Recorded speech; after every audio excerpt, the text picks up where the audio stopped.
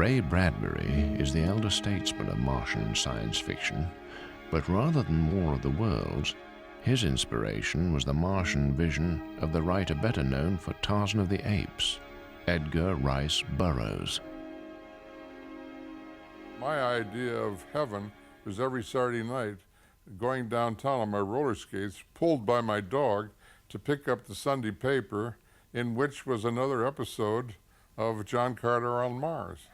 At the end of one of his books, he put his heroine, Dejah Thoris, in a sun prison, which turned around just once a year so that the exit and the entrance coincided and she could escape. So I couldn't afford to buy the sequel. It was in the next book, you see.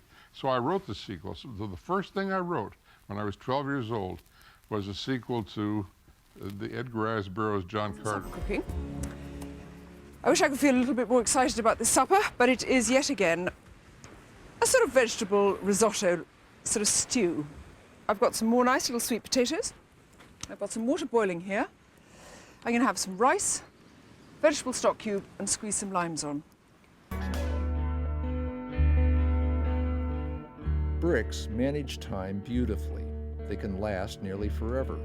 The rough surface weathers handsomely in a way that keeps improving for centuries. These bricks are Roman. A further advantage is that brick is easily recyclable. Many a medieval English structure prominently displayed its recycled Roman brick.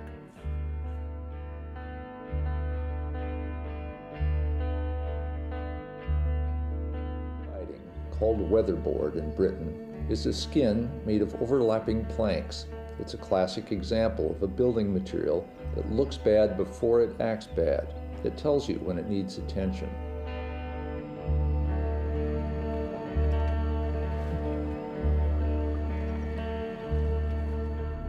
A fictional prophecy is soon to become fact, according to Major Ed Dames.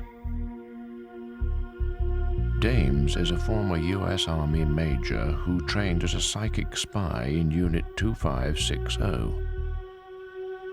The technique they developed, known as remote viewing, was used in strategic operations and won a personal commendation from President Jimmy Carter.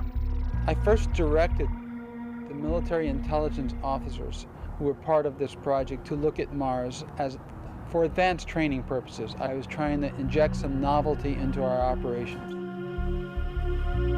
Back to the S. Object what? Colors, textures. Shiny, metallic, Dimensions. Dimensions. round, long, spinning. Spinning is a D. Remote viewing results were so incredible, I did not believe them. I thought something had gone wrong.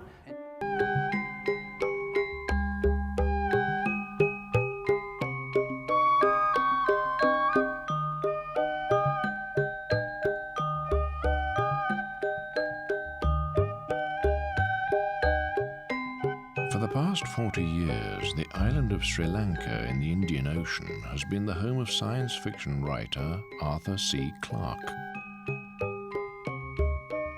Clarke has always regarded the ocean as an alien inner space, with an equal capacity as outer space for fantastic and terrible discoveries.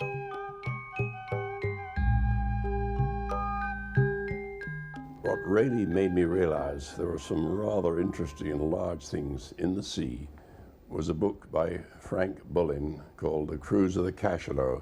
Cachalot is an old term for the sperm whale. And this was a story of a whaling ship. It's sort of parallel to a much more famous Moby Dick.